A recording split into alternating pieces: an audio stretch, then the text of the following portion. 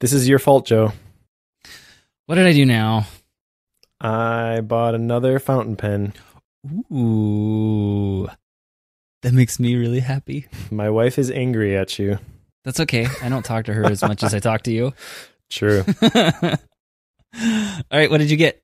All the details. All right. I got a TWSBI Diamond 580 and an ink set from TWSBI that I heard recommended on the Pen Addicts gift guide. I should have known when I started listening to that I was going to buy something.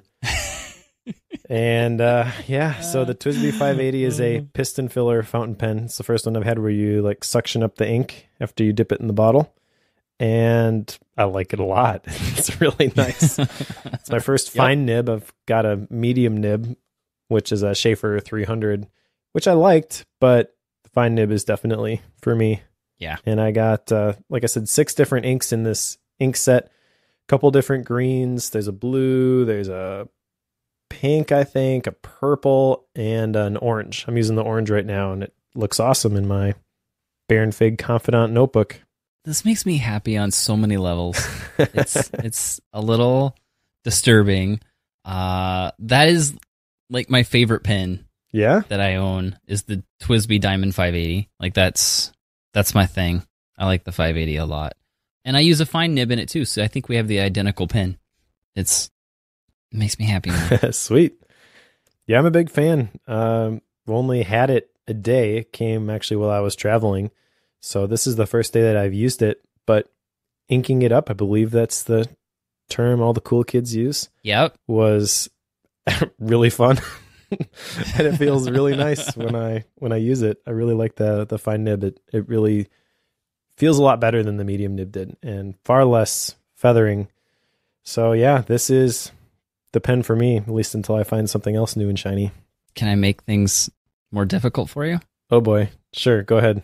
They make an inkwell specifically for these pens because you can unscrew the nib section and then it clicks onto the top, and the inkwell has a little tube that reaches down towards the bottom of the inkwell, and when you use the piston filler, it just sucks it up through that right into the pen.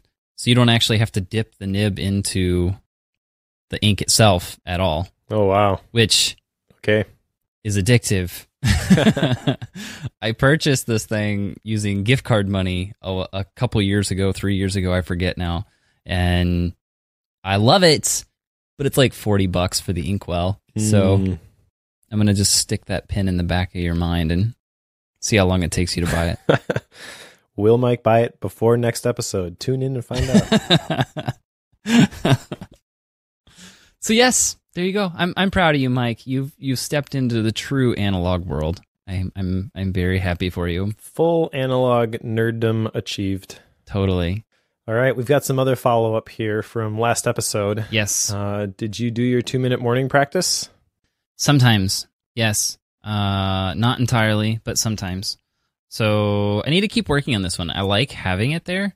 The concept being just answering a few questions about my day and how like things I'm grateful for and things I'm planning to do for the day ahead. So like those are the things that I'm working towards implementing in my morning routine. Sometimes it works. Sometimes I don't get it done. I know that when it happens, I'm more effective throughout the day. So, there's that. I should do it more. Thus, it's going to stay on the list, Mike. All right, so we're checking in on it next time. Is that what I'm hearing? I think that would be a fair thing to do. Okay. How about you? I've got 3 action items from last time, which a lot of them are impossible to mark as completed via action. So typical for me. Yep. I think you do this on purpose. Maybe.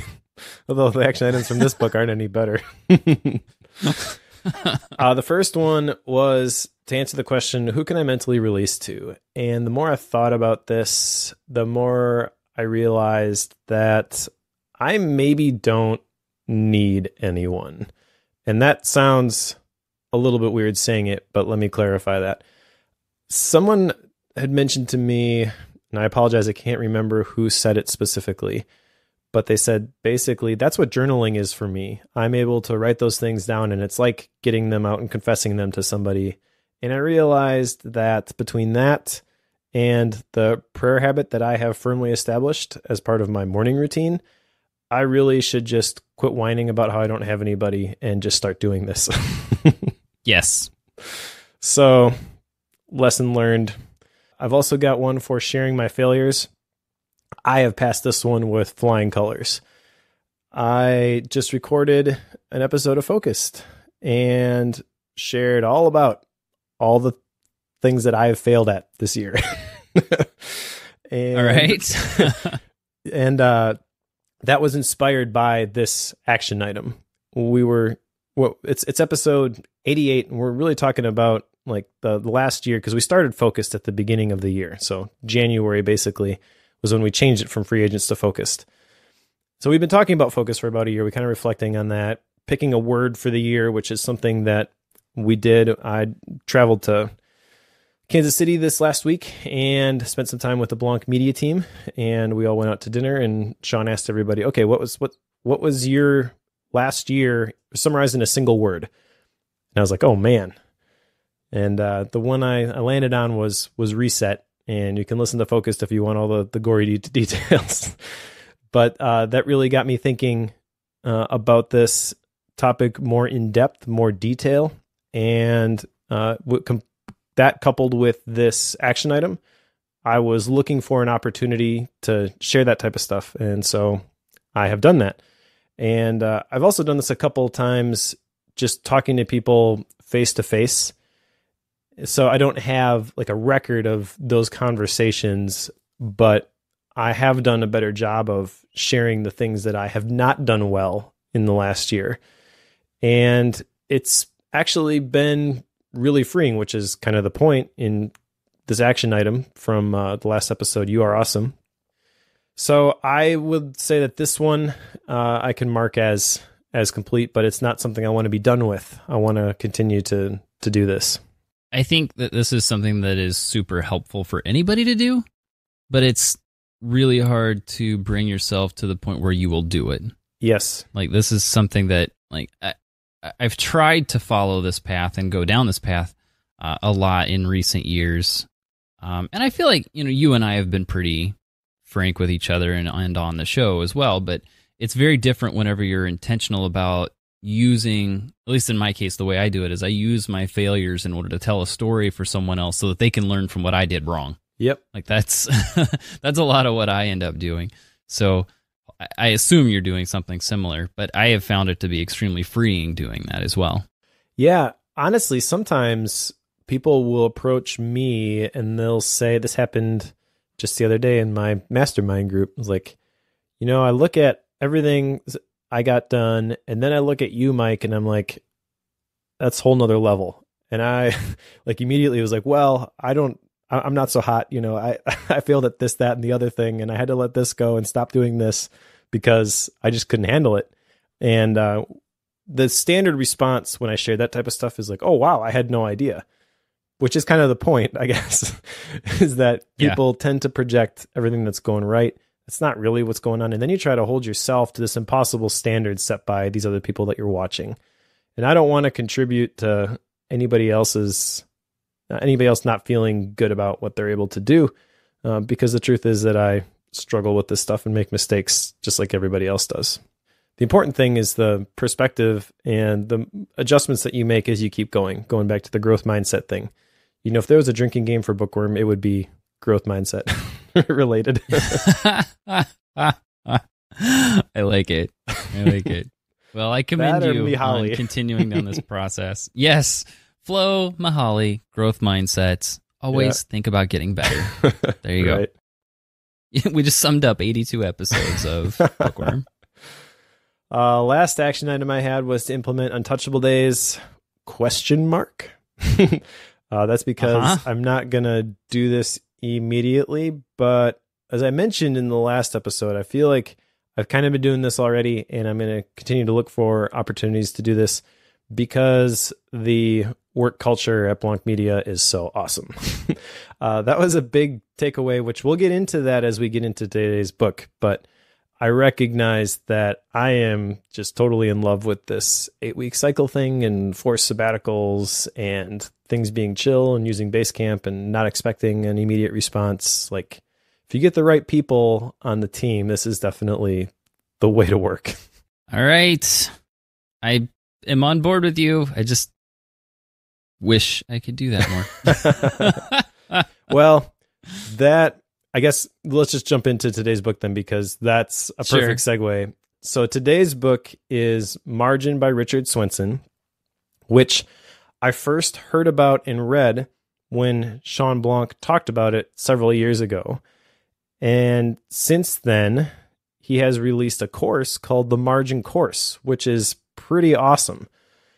I've gone through that course. I work with the Blanc Media team, so I didn't help build that one. That one was in development before I joined the team, but it's kind of what you would expect from Blanc Media. It's the same sort of format as the focus course, but the entire focus is on margin in the different areas that you need it, which we'll jump into in a little bit. So I've read this book before. I liked it when I first read it. Then there was the Margin Course, which I have gone through, and then I read this book again.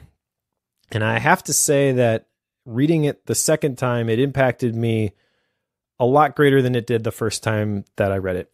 If I were to sum it up, I would say the first time I read it, I'm like, oh, that sounds nice, but this guy's probably just making a bigger deal about this. For where I am right now and what I've gone through in the last year, I read this and I was like, oh man, I should have listened to this the first time. Yep, for sure. I went through this and thought, this is perfect timing. I really needed this. And a case in point, I told Mike this before we started recording. This is the first time I'll be recording this episode without book in hand. And I just sit, we're talking about failures. I am certain I brought the thing home from church. I come home early on Fridays and we record this. And I set it down somewhere and I cannot find it. And if I had given myself the time between things, I would have had plenty of time to go back to the church, see if I left it there, come home. Like, I could have done that, but I didn't give myself enough buffer, enough margin to do that.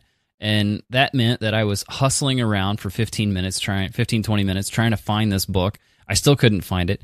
So thankfully, I have a handful of notes on my phone from going through it that I wanted to talk about for Bookworm, which I didn't know when we started recording, Mike. I was looking while you were talking, and I'm going to be going off of that. But this is, again, case in point. If I had been building in margin where I should be, I would not have had to hustle and rush and start this whole episode with a little bit of stress on the back of my mind. So this is good timing. Thanks for picking this, Mike. I owe you. Thanks to the Bookworm Club for picking this, because it had lots of votes. So, but yeah, this is the right thing at the right time for me too. As I read through this and end of the year, as we're recording this, was reflecting on the last year. A lot of things became pretty clear to me, which we'll get into as we dive into the specifics of this book. The book is broken down into really 4 different sections, officially 3. The first chapter is called Marginless Living. That's where we'll start. This first chapter really just talks about the state of the society or the culture right now and how we have all of this affluence. We're really prosperous. And so he asks the question, if we're so prosperous, why are we so stressed? And he makes the point that pain and the absence of margin are related. And pain isn't necessarily a bad thing because it causes us to focus. The next whole section of the book is part 1, the problem pain, and then it goes into part 2, the prescription margin, and then it ends with part 3, the prognosis health. I think for today, we'll focus kind of specifically on the 3 different parts, and we're not going to go through all the different chapters in here, but we'll kind of call out the things that are important and talk about some of the main points, unless you had anything you wanted to talk about as it pertains to the marginless living section, Joe, but that's kind of like the introduction. Yeah, I don't think there's anything specific other than I live it, so there's that. Yeah. All right, cool. Well, then we'll jump into part 1, the problem pain. And one of the things that stood out to me in this section was his definition of progress. Progress is proceeding to a higher level of development, but he makes the observation that progress always gives more. Progress is never associated with less. And there are some charts in the appendix of this book for different areas. And when you look at them, they're kind of like the hockey stick type curve where we've gone along for a little while and then all of a sudden the last 10 years like ramps way up. And then when you combine all of those together, it kind of has an exponential effect. And the bottom line is that we have more of everything than we've ever had before. And there's a quote, let me find this, by Peter Drucker. This is not actually in the book, but when I saw this, it really impacted me and I thought it summarized perfectly what he's talking about in this section. Because Peter Drucker is the big management guy. He said at one point that in a few hundred years, when the history of our time will be written from a long-term perspective, it's likely that the most important event historians will see is not technology, not the internet, not e-commerce. It is an unprecedented change in the human condition. For the first time, literally, substantial and rapidly growing numbers of people have choices. For the first time, they will have to manage themselves, and society is totally unprepared for it. So when I read that and then thought about everything that Richard Swenson says in margin, I'm like, yeah, he was totally right. And Richard Swenson's kind of talking about the current state of things in this first section here on the problem of pain. So I kind of struggled with this part, Mike, and I understand it's his entire premise here, but he explains how progress just almost by definition means adding things. This is my summarization. Yep. In that you're continually contributing more to what you're doing in life and what you're willing to take on. You know, as we progress and we have smartphones, well, it didn't mean that we stopped communicating. It just changed the way we communicated. And by proxy, we almost could say we communicate a lot more than we ever have, just in a different way. And that's not necessarily allowing us to subtract in some form, which means we're constantly putting addition to the equation and putting more into our lives. So again, not by definition progress equals addition, but it is something he kind of goes to. And the reason I somewhat struggled with it is because I like progress. Sure. And so like, okay, I really enjoy that, technology continues to grow and advance and we continue to get better at things. He wouldn't argue with that. He was very careful to say this is not a, we should go back to the way things were type book. That's not his point. His point is that if we're going to continue to accelerate progress, we have to be aware of what it's doing. Like, this is more of an awareness thing than anything. So I could definitely appreciate that, but I do still like progress. Yeah, and I think the main point here is not that progress is bad. He's careful to call that out. He says progress is not evil, but to be intentional about the areas that we want to apply progress in, because more for the sake of more is not necessarily a good thing. In the second chapter, The Pain of Progress, he talks about the 5 different environments, and he mentions that most of our progress has come from advances in the physical environment and the cognitive environment, but most of our pain is felt in the social, emotional, and spiritual environments. And that is where a lack of margin can really show up. Actually, let me redefine that. I think that's kind of where the absence of margin is experienced first. And then if you don't deal with some of the symptoms as they become evident in those areas, which is kind of why he's calling this out, then eventually they will cause you to completely break down, and the physical and cognitive environments are going to be impacted as well. There's kind of 2 basic principles that he outlines in the book. 1, that man has limited capacity, and 2, that overloading the system leads to serious breakdown in performance. You can't just rev your engine all the time. You've got to rest eventually, but a lot of us think, oh, I got this. I'll just push through this thing. I'm so guilty of this. I do that all the time. I'll just get to this point and then things will be better. But they're not better because the systems that have contributed to this haven't been addressed. And I haven't built in or prioritized margin into how I plan my day, my week, my year, how I manage myself and my family. And it's a systemic problem. It's not the result of something that went wrong, although there's a lot of value in simplicity too. We'll get to that in a little bit. I just think that he really does a great job of pointing out that we neglect certain areas, we experience pain in those certain areas, and then we dismiss it because we see all these gains in these other areas. But those gains are temporary unless we recognize what's really going on. Absolutely. And I can say, because I live this lifestyle without margin, it is very painful. Can I just stop there? Like, I feel like I have to keep saying I screw this up. Share your failures. Do that a lot today. Yeah. The thing about stress, though, I want to call out here because he does talk about this in chapter 4. Stress can be positive or negative. And he's a medical doctor, so he has a lot of great explanations for these different things. Positive stress is called eustress, which makes us especially creative before a deadline. We probably all experienced this and thought to ourselves, well, see, stress isn't bad. But then there's negative stress also, and that's distress. That's the systemic kind of stress where if you're constantly under stress, you're constantly under load, then eventually something is gonna break. There's a whole bunch of effects from these stress disorders. Again, he's a medical doctor, so he breaks them down into like psychological, physical, and behavioral.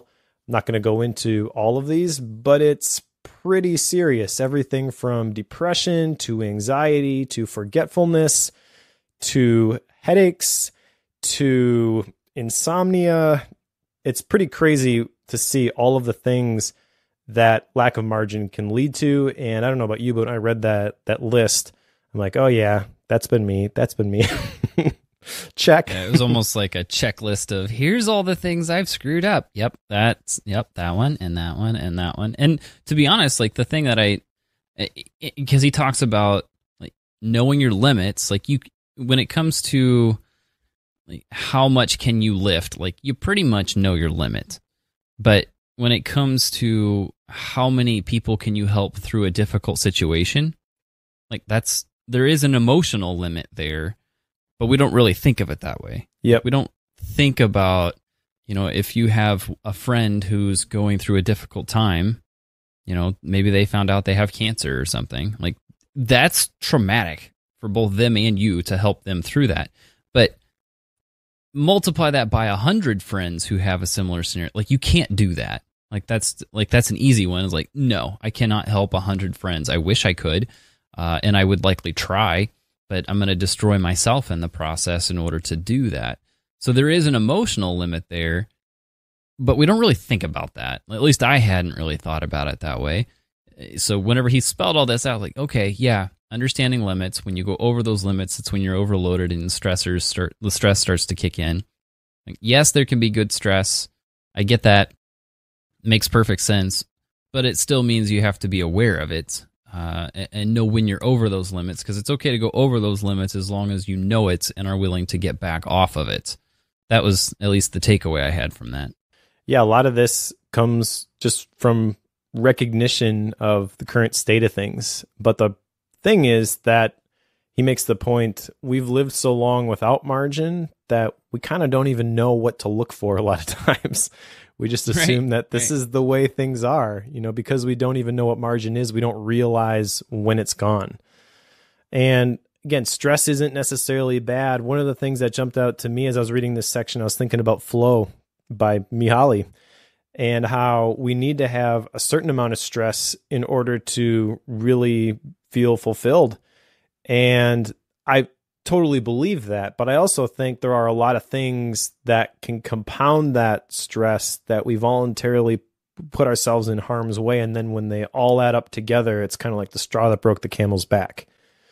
Some of the factors that he talks about in here that can contribute to stress are change, mobility, expectations, time pressure, work, control, fear, relationships, competition, frustration, anger. And if you don't pay attention to any of those things, it's very easy to, again, view that as a checklist. And yep, got that one, got that one, got that one. And then you realize that, well, yeah, I guess kind of the reason I feel the way that I do is that all of these things are working against me. And even that can become normalized. So as I've been thinking about this, have been comparing where I'm at now with where I was at the beginning of the year. And I've recognized now that at the beginning of the year, I was not in a very good place. At the time, I felt I was fine. But when I compare it to the current state of things, I realize that the way things are right now is actually a whole lot better than they were. And it makes me very thankful for the situation that I'm in, the margin that I have created. And then also it makes me want to never go back to that, because I realize once I get some distance from that, how awful that was. And I hesitate sharing this, we're share my failures. So I'm going to talk about this, but I feel a little bit of, well, I'm sharing this stuff, but it's really nothing compared to people who have like clinical depression or are dealing with suicidal thoughts or things like that, because I never had it to that degree. So who am I to complain about stuff? But you got to recognize this stuff too. You can't just smile and say everything is fine. Like the meme with the dog and the house is on fire. That's, looking back, I kind of realized that that's kind of what I was trying to do at the beginning of the year. And fortunately, some things played out and my situation changed. I'm able to look back at it now and realize how far I have come. And not to say that I've arrived, not to say that I've figured everything out. I probably still have a lot of ground to take, but this feels way better. And as I'm reading margin, again, this is kind of like, now I feel for the first time, I am able to breathe. I am able to relax. I'm able to let my guard down. And that's what margin does. Well, I'm very grateful for where you are now. For sure. One thing I want to point out about this book, because I did not know this going in, and I think that's just because I didn't really look into this book a whole lot, but this is definitely a Christian book. Yes. I don't think that anywhere near detracts for us, of course. For some, I think it might. At the beginning of this, he doesn't talk about God and Christ and the Bible early on in this, not much anyway. But when as he goes through the book, it becomes, I don't want to say a focal point, but it's a strong theme that runs through it later on in the book, which personally I really enjoyed, because it's kind of a breath of fresh air from what I feel like I normally do with some books where I'm like trying to translate the evolution talk and such. This is not that. This is just a straight up, you don't have to really translate it if you're a Christian at all. So definitely a breath of fresh air for me. But I did want to point that out. I feel like that's an important thing to bring up for some. Yes, I'm glad that you brought that up, because I was asked just the other day by somebody, should I recommend The Second Mountain by David Brooks to somebody who would typically be put off by talk about faith? And I said, that book, no problem. Like, he talks about some of his personal beliefs, but it really doesn't color any of the points that he makes in that book. It's part of his personal story. That is not the case with this book. As I was thinking about that, I'm like, well, yeah, you could recommend The Second Mountain. Definitely don't recommend margin to that person. Yes. And actually, sure. To be fair, the first two sections, there's not a whole lot of that. And honestly, that's where the majority of the value from this book comes for me, is talking about the pain that comes from a lack of margin. And then part two is the prescription. That's where he talks about creating margin in different areas. It's not till the third section, the prognosis, where I think this is the weakest section in the whole book anyways, but that's really where he gets into a lot of the spiritual stuff and his own, like a lot of his lists of things, like 3 points, 4 points, whatever. You'll see a lot of that stuff in there. So if you're put off by that, then I would say just read the first two sections of this book, but there's still value in it for anybody. Yeah, no, I think it's a valid point, because at the end of part one, and this is when he first brings it up, in that God did not call us to a life of hectic overload. Like that's when he brings it up, and that's where like that theme starts to run. It's like, this is not what was intended for you.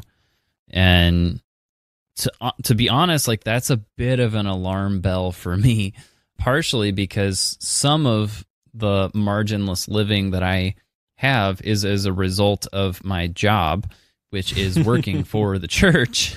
Sure. So that's something I'm going to have to wrestle with, and I don't really know what to do with that. It's one of those things like people expect you to be there during working hours, but a lot of the events are after hours.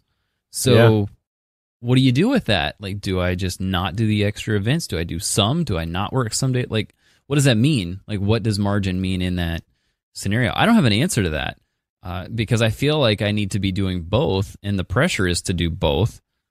But my wife obviously doesn't want me to do both, and I would agree with her that I should not do both. So I haven't quite figured out what the solution there is. I don't have an action item on this because I don't really know what I would write other than just think about it. But trying to figure out how to simplify that and nail it down to where it's more accurate. I don't really know what that means quite yet, but it is something I need to explore because given the biblical background of this book, it definitely made me stop and think it through a little bit from a different angle. Sure. Well, I definitely have thoughts on that, and it does pertain to this book, but we should probably have that conversation off air. All right, we can do that. For the sake of the listeners. Drafts, here I come. For Mike to tell me. The point, which is general, which could apply to your situation and everybody else, I think, is not that you shouldn't be doing certain things, but to make sure that you're doing the right things. And that's really what this whole first section is designed to do, is to highlight the fact that you're probably doing some things that are not the right things. And the fact that you're doing some things that are not the right things are what contribute to the current state of pain that you're experiencing. And everybody's experiencing this to some degree, I would argue, just because this is the default for our society and for our culture. Whenever we have any sort of margin, the tendency is to fill it. If I've got 3 hours on my calendar, I'm going to find something to plug into those 3 hours. And he's saying basically, no, just leave those 3 hours there, or better yet, build a system that systemically produces those free hours, or produces the savings margin, or produces, in the 4 different areas, which we'll get into in the next section. Don't be upset that those things exist. Just the fact that those things exist without an association or an allocation for that stuff, that's not a bad thing. In fact, that is actually a good thing, because we're so used to functioning under overload. And he's got all sorts of different descriptions of overload here, like activity overload, change overload, choice overload, debt overload, expectation overload, fatigue overload. This one was eye-opening to me because he shared a statistic with this one that 54% of people say they are more tired at the end of a vacation than at the beginning. So this just highlights exactly what I was saying. Like, you've got the margin built in, right? You're doing everything technically correct. You've taken a week of vacation. You should feel better at the end of that vacation. But the fact that you don't is a red light that there's some other things that are broken. And so I don't think it's a prescriptive thing. Like, you can just say you've got to build in this amount of buffer, this amount of margin. As soon as you have 3 hours of margin in your week, then you're good. And now you can move on to the next thing. I don't think it's that simple, but it's the alignment of doing the right things and eliminating the wrong things that produces the margin. And you can't just do stuff all the time. You are going to have to take a break, but ultimately you can't formalize that. There's got to be some margin, but it's going to be different for every person as opposed in relation to what they should have in terms of like what their prescription looks like, I guess, for the margin for the different areas.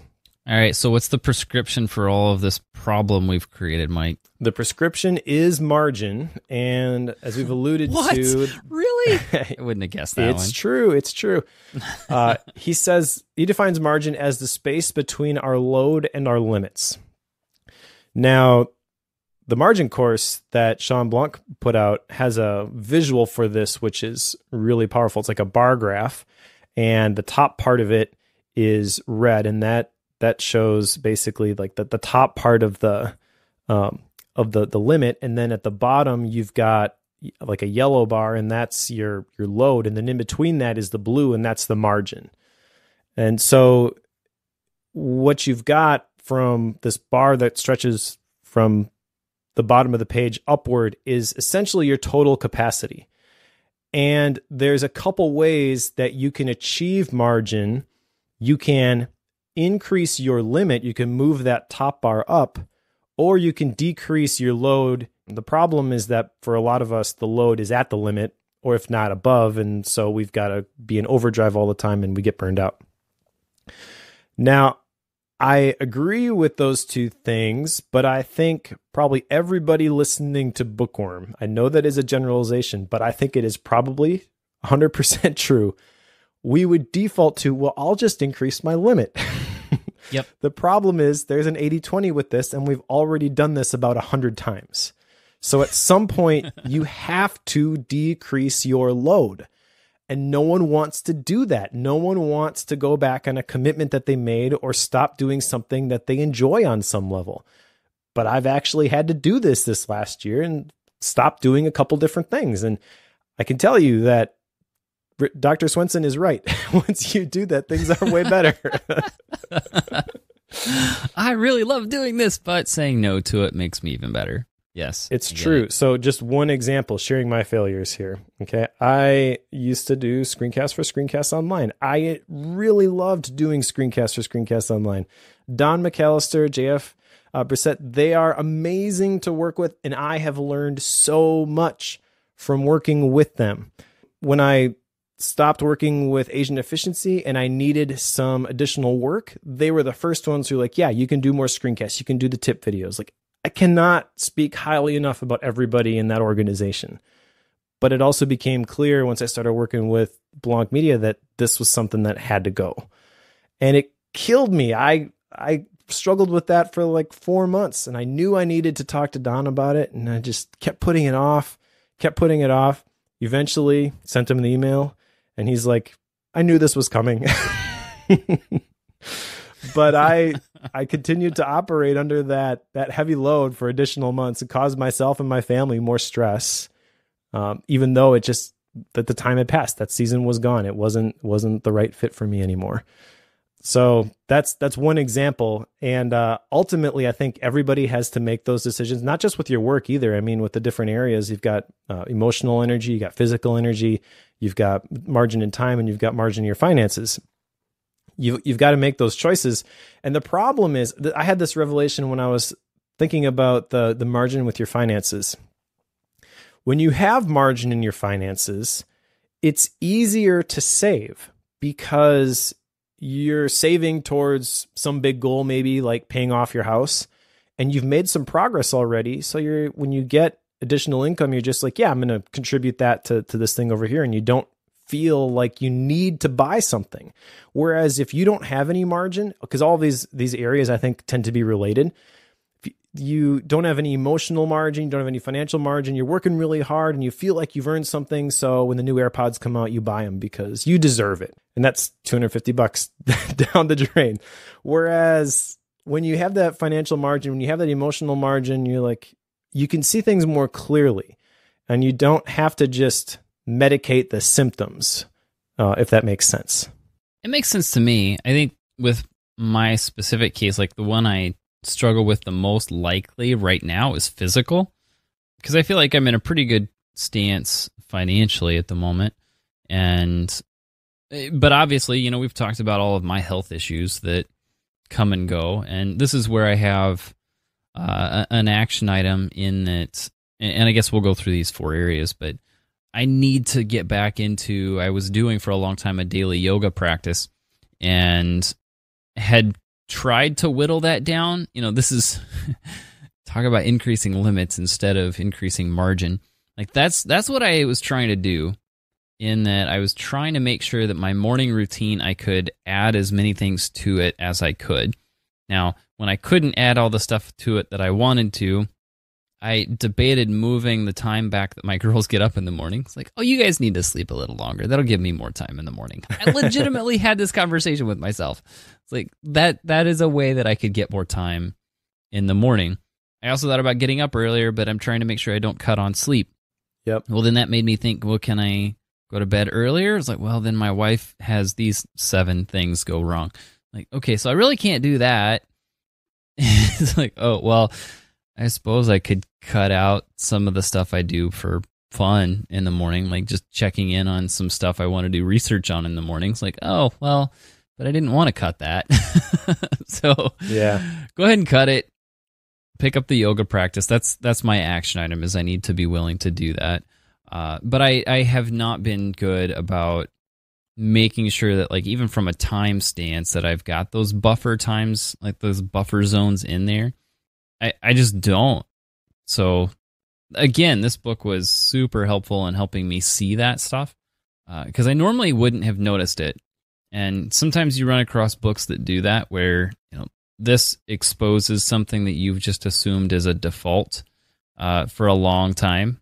And this is a cultural default answer of just fill all your time with all the stuff. Yep. And he just point blank says, no, that's not right. Even to the point where he's a doctor and is choosing to only work 3 days a week. Now, he makes enough he can do that, but he made the choice to only be in his practice 3 days a week.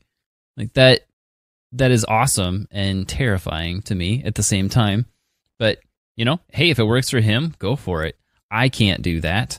I would lose my job if I did that. So I have to come about it in different ways in order to get to that point. But yes, the health thing is the one that I need to, like the physical side of the margin is the one that I need to focus on the most. Yeah, well, since we're talking about some of the time stuff, this is a really interesting section to me.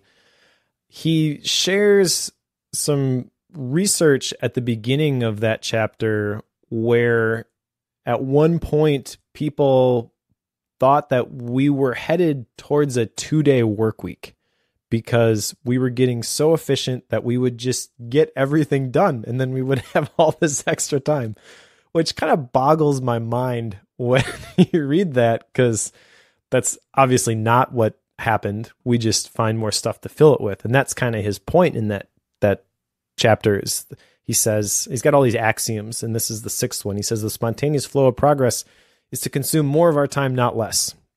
And you kind of can't really picture how that's going to work. It just sort of happens if you're not intentional, you're not protecting it. The big thing that stands out to me in this specific section, because he's got a whole bunch of practical things that you can do to restore time margin, everything from turning off the television to pruning your activities, separating time from your technology, getting less done but doing the right things, planning for your free time. But the one that really stands out to me is availability. Be available. I've been thinking a lot about this, and I've shared this before, all the way back from the Productivity Project when we first read it by Chris Bailey, where he made a comment about how people are the reason for productivity. And so I'm reading this chapter and I'm like, what does time margin look like? It is being available to help other people and not feel bad about it, not feel like I'm not doing what I need to do because I'm helping this person, and I'm able to devote everything that I have to assisting that person. My wife and I, one of my Gap books was Life in Air, and we've talked about this before. And one of the things that came from reading that was this statement where even if we don't have $1 million, we want to be able to make people feel like $1 million. So to me, that's summarized perfectly in availability. He says usefulness is 9/10 availability. I think that's probably pretty accurate. So the action item for me associated with this is simply a question: am I interruptible? If someone were to call and say, hey, I just need somebody to talk to right now, can I drop everything? Do I have enough time margin to drop everything, go meet them for coffee or for lunch, and to spend a couple of hours talking through things? Because I say that that's the stuff that's really important to me, but my actions really dictate and are evidence of what is a priority for me. And I'm not happy when I do a self-examination and I ask myself, like, am I interruptible? Because I think a lot of the time the answer is no. I want to get better at that. And I want to start thinking about systemic ways that I can create that into my schedule. When I was growing up, I didn't, but my dad had a habit of, if he saw someone on the side of the road, he always stopped and helped them. Because we had the time to do that. And I think about the number of times I've driven past people I see parked on the side of the road, and it always like irks me that I don't stop. But I know that if I do, I'm going to cause a meeting to start late. I'm going to cause an event to start late. Like, I'm going to cause those issues. And I would rather leave the person on the side of the road than do that. So like, that bugs me. And if I give myself more time for things like that, I would gladly stop and help more people. I specifically remember when I was in college, I went to Nicaragua on a mission trip. It was a 2-week mission trip. It was basically 2 sub-mission trips within that. The first week we were there, we were on a farm, and the purpose of the farm was to teach local farmers how to create a self-sustaining farm. Great idea, right? Well, the thing they had asked us to do is help a local farmer build a new structure for housing his cattle. Again, simple. What was difficult was that there were a handful of us guys on that team that had built structures like this before. We'd worked with concrete, we'd worked with a bunch of things, and whenever we got to the job site, we were going at it. We know how this works, like, not going to think twice about it. But whenever we were working with the locals who were working on that project, like, we were doing all the work and they were just kind of watching us the whole time, which irked a couple of the other guys. I didn't think much about it because in my mind, I was thinking that this is why I'm here, to do this with them, or for them. Like, that was my point. So it didn't really strike me. But one of the other guys on the team, it really bothered him. So he ended up having a conversation with them, and they couldn't understand why we were working so hard and could not get it through their minds why we were hustling so much. They kept saying, we're trying not to help because we don't work at that pace. So they didn't even know how to jump in because they were so used to taking their time to go through it slowly because they gave themselves so much time. Yep. Because what happened, what we eventually found out was that structure did not need to be completely built for about 9 months. And the pace we were on, it was going to be built in about 3 weeks. So they had just planned to work on it a little bit each day. We were there to get it done while we were there in 1 week. Yeah, exactly. We had this same thing in Costa Rica. We showed up at this orphanage and we were going to rake the yard, and they actually took the rakes away from us at one point. We went and got them back because we weren't done, and then they took them again and hid them. Yeah, and it's interesting, and he does call this out in the book, that there is a point at which third world countries are better than us in the United States, specifically when it comes to time and margin, because they know how to give themselves that buffer, and they do it on a much better scale than we do. And we always feel like we have to get things done as quickly and as efficiently as we possibly can, shorten up the time frame, kick things out quicker. That leads to a more fulfilling life, right? Well, nope. No, not exactly. They have it right, in my opinion. Exactly. And that's the real value for me in reading this book, is just articulating another option where things don't have to be so hectic and so crazy. And again, you got to kind of wrestle with that yourself to define what that looks like for you. But I guess going through it the second time, the thing that I realized was how important this really is. Like, don't put it off. Answer the tough questions, say no to something, and start creating the margin, because you really need it before you realize that you're going to need it. Yeah, absolutely. By the time you realize that you don't have margin, it's already too late.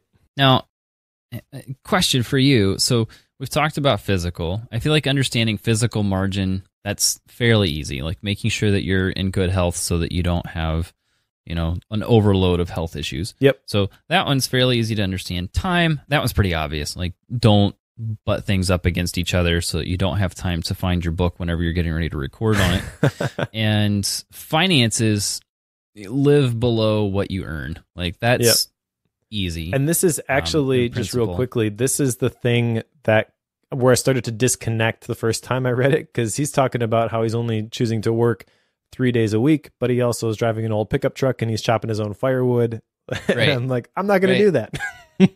Yes. So like those three areas, the physical, the financial, and the time, but the emotional, to me, this is the hard one. Probably the most valuable of the four is in terms of like mental space. Yep. But what was your take on this one? Because like the other three, I know I can get my head around, and the emotional one, I know I should get my head around, but I kind of struggled with what am I going to do with it? Yeah. The emotional one, he makes the point in the book that this is the most important. And this is also probably the hardest one to measure. You can look at your calendar and you can see how busy you are. You can look at your body and you can say, I got to get to the gym more often, or I got to eat better, or I got to get more sleep. You can look at your bank accounts and you can say, I got to start saving. But when you look at your emotions, at least for me, the response is whenever you realize that you're making a big deal about something that really isn't a big deal, is like, oh, well, just suck it up, buttercup, right? It's like, you can change your attitude, you can change your emotions, but the light bulb moment for me was kind of that on a certain level, you can't. The way that you are feeling about things and the reason that things are such a big deal is because you have a whole bunch of things that have contributed to this lack of emotional margin. He's got a whole bunch of things here which you can do to restore margin in your emotional energy. You can cultivate social supports. You can serve somebody. You can laugh. You can cry. You can rest. He talks about sabbaticals in here. All of that stuff is great. But the question for me as I was going through this was, how do I identify whether I have any emotional margin? Because I always thought that I did. And then as I look back at the beginning of the year, like I said, this has been probably the most difficult year I've ever gone through. I also feel like I'm in a really good spot right now, so I don't want to focus and dwell on the negative, but in sharing my failures, I will share that at the beginning of the year, I didn't know what my work life was going to look like or how I was going to provide for my family. I just knew I was supposed to get faith-based productivity out the door. So I knew that this is the thing I got to work on. And for a long time, that was what I did every single day from when I got up to when I went to bed. And most days it was fine. Most days I was able to bring it. Most days I was motivated to get this thing done. But there were occasional days where I would wake up, and I look back at it now and I recognize I didn't have any emotional margin. And that's why as soon as I got up, I'm like, I just want to lay here for the next 8 hours. I don't want to do anything today. And I don't deal with that anymore. And that's because I have some emotional margin. And the other kind of light bulb moment for me as it pertains to all this stuff, I mean, obviously you're talking about motivation, and I believe motivation can be manufactured, unlike willpower. So there are things that you can do in the moment to create the motivation to do certain things, but you do have your limits. And I recognize now that I was overloaded a lot of the time, and that brought me really, really close to burnout. But the other thing is that all of these areas of margin, they're interrelated. And so the moment that I started getting more emotional margin was the moment that I started getting more time margin, because I was more effective when I was working. And the moment that that happened, I started to get a little bit more margin in physical energy, and I started to feel better. Financial margin, that's been the tough one for me, because we accrued some credit card debt over the last year, which I vowed a long time ago I will never carry a credit card balance. Well, we did, so that was tough for me to swallow. But we've worked through that, and we now have some financial margin, and like it's completely freeing. And I recognize now that the margin I created in the other areas are kind of what allowed me to get to that point. And then also now that we have some financial margin, that makes it a lot easier to be excited about the work that I'm doing. And it's a positive cycle or a negative cycle. If you don't have any margin, it is definitely a negative cycle, and you do have to do something to stop that cycle and to reverse it. But when you start building this in and you prioritize margin and you're on a positive cycle, it also has an exponential effect as all of these things work together. That's kind of the big takeaway for me. And again, not that I've mastered this or I've arrived, but as I reflected on the last year and I'm thinking about how much things have changed, my word for the year was reset, because I felt like everything that I knew was declared wrong. And I had to relearn everything. Here we go. Time to start over. Complete reset. Yeah, exactly. But I do feel that what I have in place now is much more sustainable. It's much more healthy. And so this book kind of brought clarity to that, and it made me really grateful and appreciative for kind of the place I'm in now. But I also want to share, like if you find yourself going through this and Dr. Swenson's reading your mail and you're like, yeah, that's me, I got to change this. Like, don't get frustrated about where you're at, because I kind of feel like my whole life has been changed over the last 12 months. It doesn't take that long. It just takes a little bit of a perspective shift and a prioritization of this margin to make a lot of that pain go away. Something I want to point out here is that, because you're absolutely right, the emotional energy is one that can fuel the others. So restoring margin in the emotional sector can definitely help in the others. But some of the ways that you can do that, because it sounds great, but until you can really sink your teeth into it, I feel like it's kind of hard to get your head around. But some of the ways, at least that I caught out of it whenever I read this part, was that helping other people, being willing to stop and truly and in reality connect with another person on a deep level, and being willing to stop for other people. Like, those areas are the ones that I see, at least for me, that could be the most helpful in creating this emotional margin.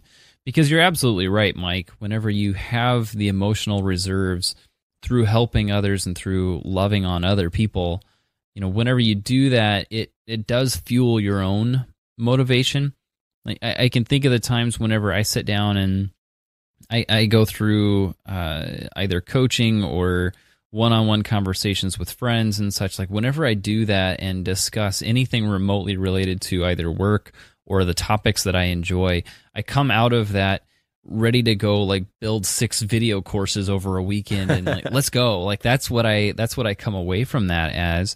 And there's a lot to that, because yes, you can derive a lot of motivation from those conversations and from those instances, but they do fuel the others. Like, whenever I'm super excited because I helped someone else in, say the productivity space, like this past week I introduced somebody to the concept of task management. Never heard of it. Like, in my mind, like, who hasn't heard of this? Like, GTD has been around for how long? Who has not heard of this? And yet I run across people all the time. But I introduced a person to task management and explained, like, the concept of writing down the things you got to do and, collecting those as they come up and, going for it. Just explaining that simple concept you would think would be normal, but it was so new to them. And whenever I left that, I was like, yeah, I'm ready to go do a weekly review. Like, I could do this right now. This is exactly what I needed. Thankfully, I did need to do a weekly review, so I cranked it out quickly. Like, that was super motivating for me. So I think you're absolutely right. The emotional energy is like the multiplier behind all the other areas, and it can easily be the most valuable one to start driving towards. Yeah, and again, they're all interrelated. So in the finances section, he makes a comment on page 146 about how we need to develop a new depreciation of things and a new appreciation of people. So that changes your view on money. And I think it's worth calling out here that just because you have money in your bank account doesn't necessarily mean that you have margin. If you don't change any of the systems, then that margin is going to disappear. You have to build it in to the decisions that you make. He shares some stats in here, which kind of blew my mind. He said that every year Americans spend more eating out than the individual gross national product of 207 countries in the world. Man, so we spend so much money eating out and we feel like we deserve that. We need that, right? But do we really? If we had to figure out a different way to do things, could we figure out a different way to do things? Now, if that's important to you and you're going to use that to build relationships, go for it. But for me, it just kind of shows that we kind of default to the way that things are, and then we don't ever stop to think about them again. He also shares that there was a guy who was running a marketing agency, and he said that when people run out of money, they stop buying, but only for about 6 weeks. At that point, they just start putting it on the credit card. Huh. Interesting. Yeah. So that just shows that we medicate with this stuff, and we need to be intentional with it instead. We need to determine the terms of engagement as it pertains to how we spend our all of these things, our finances, our time, the things that we devote our physical and emotional energy to. And I think relationship building is one of the big ones. As I'm going through this, I'm reminded of that. Back to Chris Bailey, people are the reasons for productivity. Relationships are really the reason for living. It's not about what you can make. It's about the people that you can help. And it's easy to lose sight of that. And it's easy for those things to be neglected, especially when you look at your task list and all the different things that you have to get done throughout the day. But really for me, and I don't have a system on how to do this necessarily yet, other than to ask myself that question, am I interruptible? Like, I want to be able to be available when people need it. But the next step would be kind of what you were talking about, where the things that I'm doing, how are those depositing into somebody else? If you can do that every time you talk about task management, then keep talking about task management. It gives you energy and motivation to do it. Yeah. It's when you I got to write something now, and you don't really think about the person that you're writing it for, or you're not focusing on how you can help somebody, that it becomes rote and meaningless. Okay. So because I feel like we could keep going a long time on this. Yeah. The prognosis section, this might go fast. I could see that. But the prognosis he gets into, so part 1, there's part 0, essentially, the marginless living. Part 1 is the problem, pain. Part 2 is the prescription, margin. And the prognosis is health. But he's got 4 different areas here that he talks about in this. And as we talked about earlier, this is when it goes like very much, here's God's view on this. Like that's when he makes this, I don't want to say a shift, but it's very, very prominent once you get here. The first of which is contentment. And how do you go about becoming content with your current situation, no matter what it is? And it's not a topic I really wanted to cover. Which means we should cover it. I know. That's the frustrating part. It's like, I don't want to talk about this, but that means I probably should. Yeah. So contentment he defines as the freedom that comes when prosperity or poverty do not matter. And this is interesting and difficult to look yourself in the mirror and ask yourself, am I content?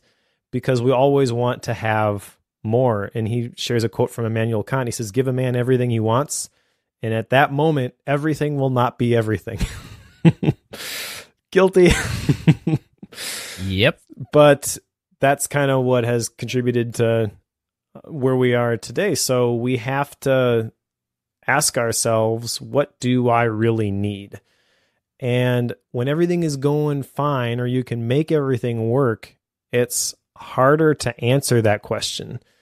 But I've had to do that. My wife and I, this summer, we were thinking about selling our house. We're like, well, do we really need this house? Or can we get by with something that is less expensive? We need a certain amount of room because we have 5 kids. But there was a house we found like half a mile from where we live that was not nearly as nice, but like half the price. So we seriously contemplated moving. And eventually, as we talked about it and we prayed about it, we decided that no, this is where we're supposed to stay. But just being willing to make those tough choices, that's really, you have to have that in order to start creating any sort of margin. And when you're able to keep things going according to the status quo, you just dismiss this. But contentment is being able to answer this question honestly and saying, these are the things that I need. I've got those things. Okay, yep, I'm good. And that's difficult. Well, yeah, because the things that I want always continue to show up all the time. Like when the AirPods Pro came out, my first thought was, oh, that'd be really cool. I'm not spending $250 on those. Like that was my next thought.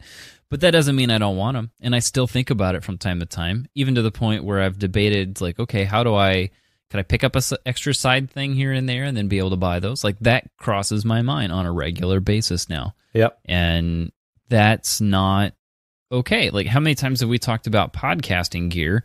And like I run a soundboard. I have a Shure Beta 87A. Like it's a nice microphone. And yet there are others that I would like to upgrade to. And could I upgrade the soundboard? I'd like to have a different, preamp. Like there's all these things that go through your mind. Like there's always another thing you could do. But those things are, for me, the vast majority of listeners aren't going to be able to hear the difference in those things. Like I say this at our church all the time with events. Like I will find things wrong with sound every time the sound system's on. Like I just will. I will always hear those things. But 99.999% of the people in that room have no clue.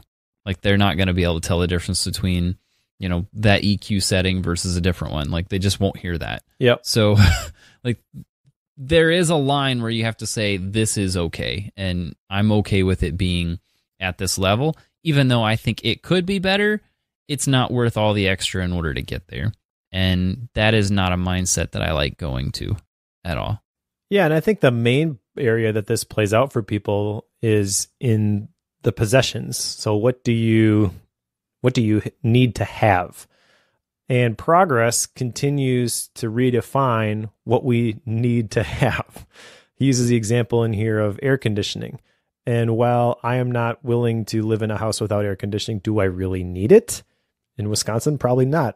It's not even on for 9 months out of the year because it's too cold. There's snow on the ground for half of the year.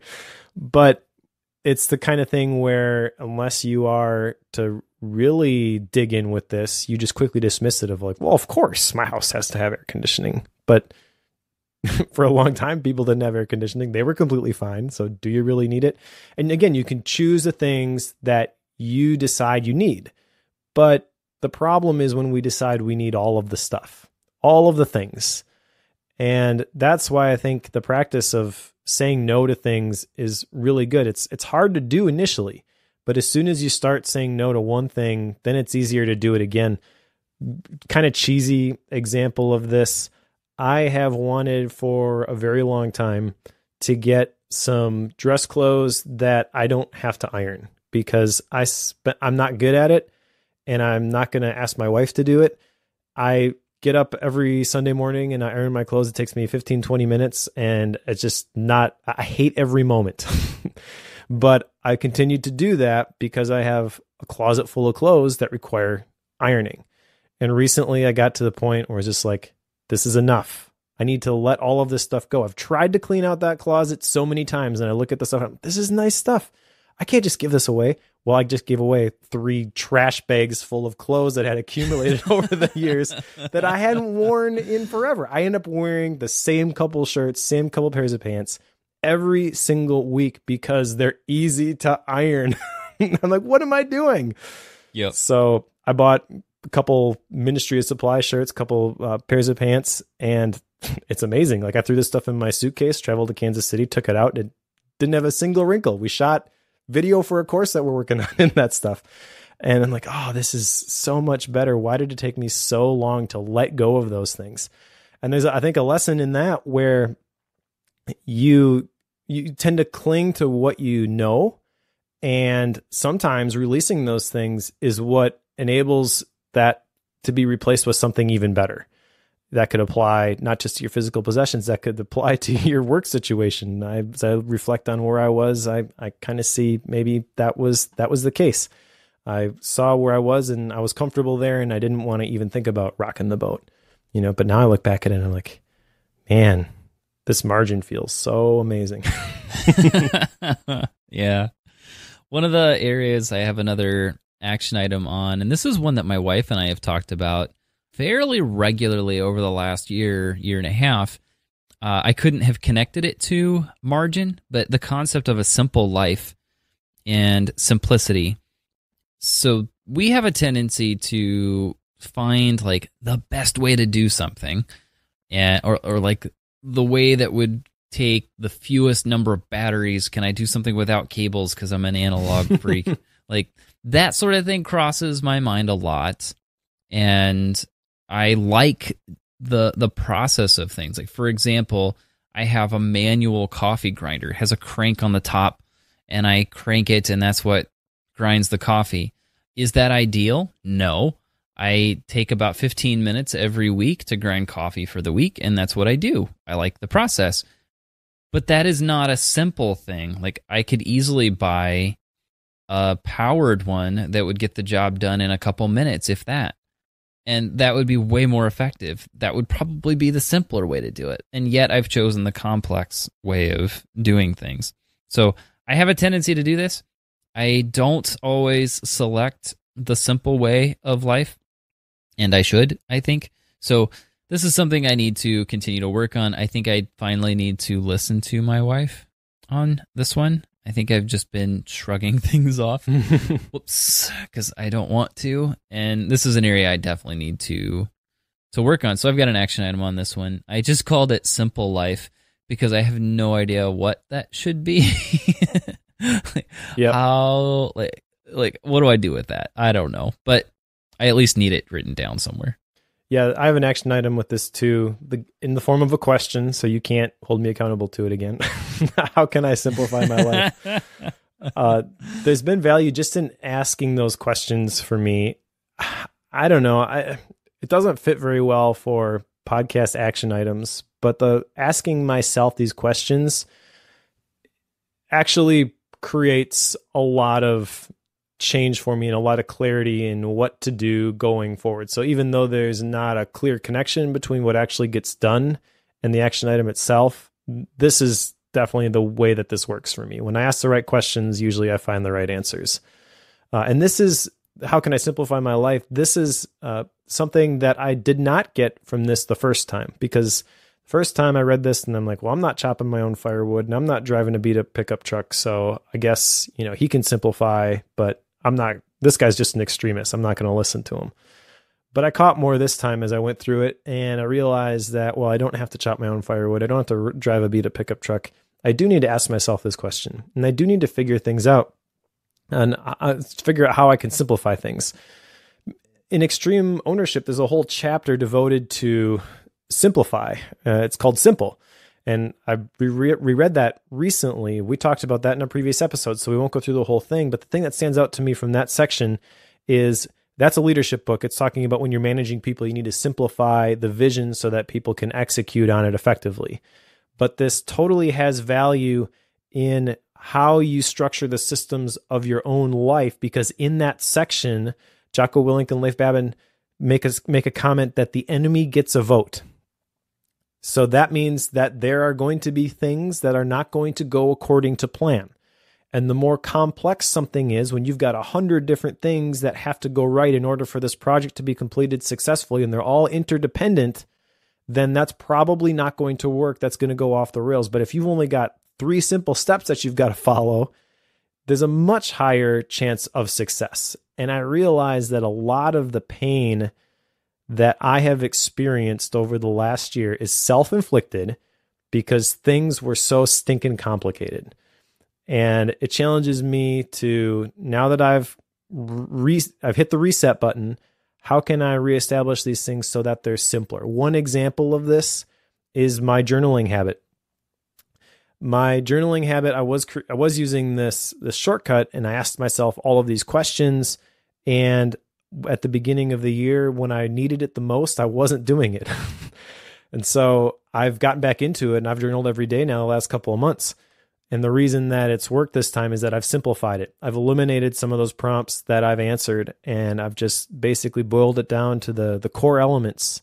when I started doing my meditation habit, which I'm still going with. I started with Headspace because it gave me the option to just do 3 minutes every day. I can find 3 minutes at the beginning of my day every single day. I can't sometimes find 10 minutes, which for something like Calm, that's what it is. The daily Calm is 10 minutes long. And so I find myself just saying, oh, I'm not going to do it today. And then as soon as you say you're not going to do it today, then it's easier to skip it again the next day, and etc. You've broken the chain, you've broken the system. Making things as simple as possible, with the definition of success being simply that this thing got done, not trying to focus on the quantity of the good that's produced from it, has been kind of a big deal for me. I'm with you. I don't do simple well. I don't. I should, but I don't. So this is, I feel like I could go on and on and on about it. We both probably could. But this is, and I guess maybe this has been in the back of my head for a while. It does play into my OmniFocus setup even right now. Like, I've simplified that down so much that it's really just one list I work from, broken apart into other areas. Like, I've done that. It drives people nuts that I don't use tags. Like, they keep saying, why don't you use flags? Like, well, it's just another tag. Like, I don't want to use that. Exactly. Yeah, but you have all these features. You can do all these things. Doesn't matter. Yeah. When I add all those things, it's not going to work. Yep, exactly. And the one feature I want is that doesn't exist is designed to simplify, in that I do my weekly review on a given day, and I let a script I wrote take everything in OmniFocus so that it's reviewed on a certain day. Like, that is a simplification of what it currently does, and it's not there. So even when it doesn't simplify enough, I add on to it. So I've done this digitally, I think, in a number of ways, like trying to cut back on the number of tools I use and trying to use some of these multi-purpose types of setups. And I continue to do that, but I don't really take it outside of that. I don't try to simplify the logistics of what I have going on in life. I don't try to simplify the work that goes into taking care of myself from a health stance. Like, I just don't do those things. Yeah. Some of that's that I just haven't been thinking about it in that form, and this has kind of opened my eyes to it. So it's definitely a good thing. I just haven't been aware of it, I don't think. At least not enough to act on it at all. Exactly. It occurs to me as we're talking through this that maybe we make things more complicated, especially driven people who are high achievers. We want a certain level of complexity because it's associated with the pride that we feel when we get something done. And we got to break that. I got to break that. I'll make it personal. You don't have to break that, listener. Just me. I'm the one who deals with this. Just Mike. Yeah. But yeah, I make things way too hard, and I just got to keep it simple, stupid. And that kind of relates to the other chapters in this last section where he talks about balance and rest. I don't have a whole lot that I want to say here. I actually hate the term balance. He does have another book. It's on my bookshelf. It's In Search of Balance is the name of it. It's a yellow book, and I want to read it at some point as a gap book to kind of contrast it with this. But I think balance, kind of, people get the picture of like the work-life balance, and I firmly believe that there is no work-life balance. There's just your life, and you got to manage it well. Now, his point with balance is that you've got all these different areas of your life, and you can't be excellent at work and neglect your family. And I totally agree with that point. But just the term balance, I think a lot of people strive for something that just doesn't exist. And the better term from the 12-week year is intentional imbalance, where for a short period of time, you're going to focus on this thing and you're going to be excellent in this area and you're going to make adjustments. And then after that, you're going to shift focus and do something else. So we don't really need to talk a whole lot more about that section in balance. But I do want to talk about something from this Health Through Rest chapter, because he uses an analogy here of the 4 gears of the healthiest lifestyle. The first gear is park, and that's used for rest and renewal. The second gear is low. That's used for relationships, family, and friends. The third gear is drive, which is our usual gear for work or play. And then the fourth one is overdrive, which is reserved for times that require extra effort. But he makes the point that much of our society never downshifts from overdrive. And as I read that, I'm like, yes, guilty. And I think that this is a great idea. And if all it took, if all that happens from this is that you recognize that there's these different areas, different gears, and you have been working in overdrive and you need to slow down a little bit, that's good enough. But I totally see ways where you could apply this even at a task management level. I am not recommending that anybody specifically do this, but I immediately thought of the OmniFocus or any task system where you have tags and managing your tasks using this as a tag. Is this an overdrive type activity or is this a low energy activity? And it's, to me, this is more useful than just a low energy context, because I've seen people do that sort of thing. Oh, there's all the stuff I can do when I'm dead tired. But I think if all you do is look for things to do when you're dead tired, that's a red flag that you don't have any margin. And I think if you manage this, going back to when we were thinking about doing Scrum inside of OmniFocus and things like that, like if you assign point values to each of these things, and I only have 20 emotional points to spend today, or 20 energy points to spend today, that might be a kind of cool way to manage the things that you have to do. And if you set that at 20, that means you need to work on getting it to 15. Yeah, exactly. You know, like that's what I struggle with. Like, because even if you look at my OmniFocus setup right now, the way that I manage all of the stuff I have going on, a lot of it has to do with time. And this is why I have buffer between task blocks on my action item list here, because I've done the opposite in that I've used that estimated duration slot in OmniFocus to try to figure out how much time I think things are going to take. And then I let those accrue into a day, and then I can calculate how much of that I've got set up for the day and whether or not I can get that done. Like I have it set up that way, which is the antithesis to what Richard Swenson would have us do, in that it wants us to try to cram as much into the day instead of giving us a lot of flexibility. Exactly. Yeah, it's just when you define things in terms of how long they should take, you're setting yourself up for failure because something's going to take longer, and then everything gets thrown off and, I'll estimate better next time. No, you won't. Also, as I'm thinking through this and using these points in OmniFocus as an example, I feel like this is kind of the opposite of Scrum. And the more distance I get from reading Scrum, you suck. Because the whole idea is, here's how many story points you can achieve. And then once you do that, then raise the bar. And that's the exact opposite of what Richard Swenson is saying, is like, when you figure out what you're able to do, back it off a little bit and create that margin, which is way healthier, way more sustainable.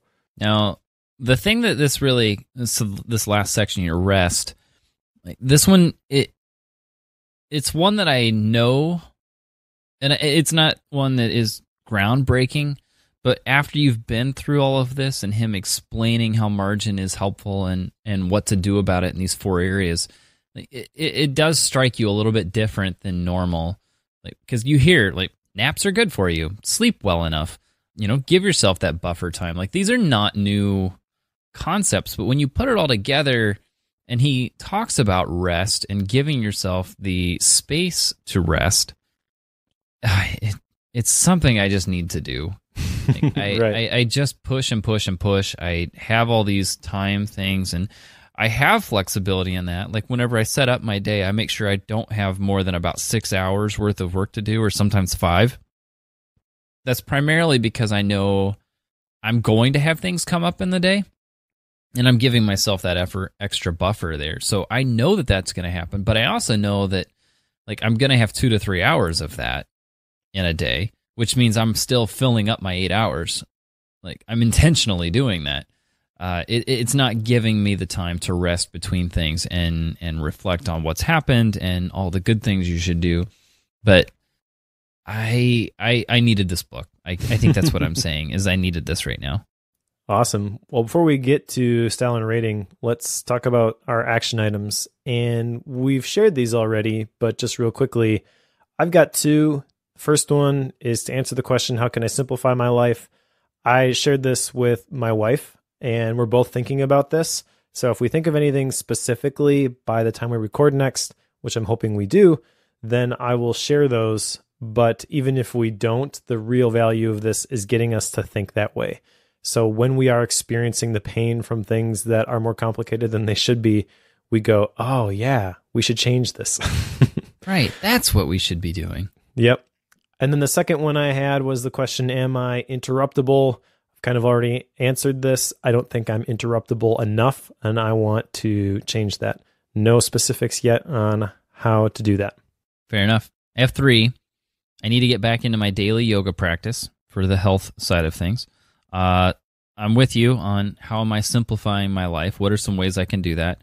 And then I got to stop on this whole time thing. Like, I got to give myself more the margin in the time schedule throughout my day. So maybe when we're done here, I'm going to ask you about this whole 8-week thing. I'm going to see that's intriguing to me. So all right. Those are my 3: yoga, simple, time. All right. Style and rating. What'd you think? It's your book. You tell me. I go first? Okay. You do. This 82 episodes. I don't think it's been different on any of them, Mike. Okay. Well, I've kind of already shared that this isn't the first time I've read this. It impacted me in a much greater way the second time that I read this. And part of that is the season of life that I'm in, and also the reflective, contemplative state I've been in towards the end of the year, thinking about the last year and the things that have happened, the progress that I've made, the goals I have achieved, the things I have done well, but also all of the things that have gone wrong. Looking back at the things that have gone wrong can be a double-edged sword, because you can beat yourself up for all the things that happened, or you can look at it and chart as a progress indicator and say, look how much I've grown. That's kind of the approach I'm trying to take. Reading this book really helped me with that. I actually shared with my mastermind group, I made little charts on a visual representation of what I thought my margin was at the beginning of the year versus where I am right now, just to kind of visually indicate, like, I really feel my situation is totally, totally different. And I know part of that is just simply my perspective. Some of the specifics of things you would look at it and, well, that hasn't really changed that much, but it feels like it's night and day different. And this book really helped me cement why. And my hope is that makes this stuff way stickier. I feel like reading this the first time, I dismissed a lot of stuff, and I hope the listeners don't do that because the pain wasn't sufficient yet. It would be much better for you to understand this stuff and start making some changes before the crap hits the fan than when you get to your breaking point and you're at burnout and then you have to make changes. So that would be my plea to the listeners. The book itself, in terms of the writing style, I don't really care for Dr. Swenson's writing style, to be honest. I think the book itself is great. The stuff that he shares is life-changing. It's not necessarily one of the most fun things I've ever read. I did read through it pretty quick, though, because the content was just so good. And like I said, it was what I needed to hear right now. But I do want to call that out, because I think if you're not in the right spot to receive this, then you can quickly dismiss it, especially with some of the explicitly Christian language that he uses towards the end of the book. That being said, I do think this is a really important book. It's an idea that really needs to be championed in our society right now, because as he points out, this is not the default. We've got to kind of fight against this. So balancing all of that out, I'm trying to decide whether I want to rate this as a 4.0 or 4.5. I have to go 4.5 simply because of the impact that it has made in my life recently. That being said, though, I recognize this is not going to be for everybody. I shared earlier that somebody asked me about recommending a book, and I had the thought that this wouldn't be the right book to recommend to that person. So this isn't something that I would just recommend that everybody listen to or everybody read, but I do think that at some point in your life, you're going to need this book. Everybody will. And whether that's now or 10 years from now, just keep it in the back of your mind if it's not something you want to tackle. But it is something that you're going to have to wrestle with. It's going to cause you to dig deep. It'll probably be a little bit painful as you as you look at yourself and you consider the different systems that you have and the results that those have produced. Not everybody's going to want to be told that you need to lower your load, but it's one of the most powerful things I think you can do for your positive mental state. And so I think it's a great book. It's not, but the greatness comes not in how it makes you feel or the emotions that it conjures as you read it. Like some of the books that we read, they're super motivational. They just leave you happy. That's kind of the result of You Are Awesome, the last book that we did. I read that and I felt good when I was done. Don't necessarily feel great about margin when you're finished, but you have clarity on, okay, I see I got to change these things. And for me, that's really the reason why we read these books for Bookworm. So it's a good book. I'm going to drop a link in the chat.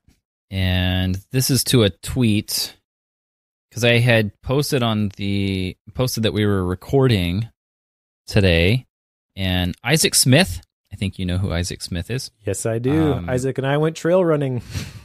Yeah, so I had posted that we were recording Margin today, and Isaac replied to that and said, that book did things to my soul so good. And I have to agree with Isaac because this particular book kind of struck me in a way I was not expecting to be struck. So much so that at one point I had this book sitting on the kitchen table because I was reading before breakfast. My wife saw it and says, I don't normally like the books you're reading, but that one's intriguing. Like that's that was her take on it. And I have to say this one hit me at exactly the right time. At the same time, you're right in that he's not a super easy author to read.